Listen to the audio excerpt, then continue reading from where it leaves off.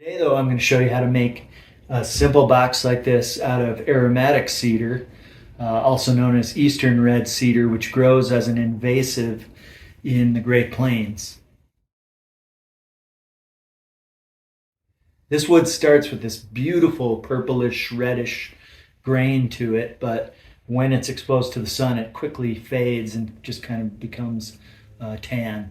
Toward the end of the video, I'll provide a diagram for anyone interested in building their own casket. I've been making caskets as a side business for about 15 years now. And my company, Nature's Casket, has been featured on the front page of the Denver Post, as well as some national media outlets.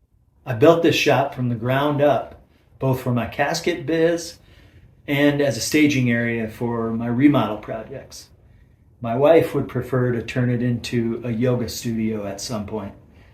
But if you'd like to see the building of this wood shop, click on the link above here. I've done a few custom caskets like this fully recycled shake casket made from actually the materials from one of our remodel projects. But mostly what we do are these rectangular simple pine boxes out of blue stain pine, which is pine killed in the pine beetle epidemic in the Rocky Mountains. We also do the traditional hexagonal shaped caskets, also known as toe pinchers, and urns. This particular cedar casket that I made was purchased by a funeral home in the mountains that had a family that was just interested in a simple burial.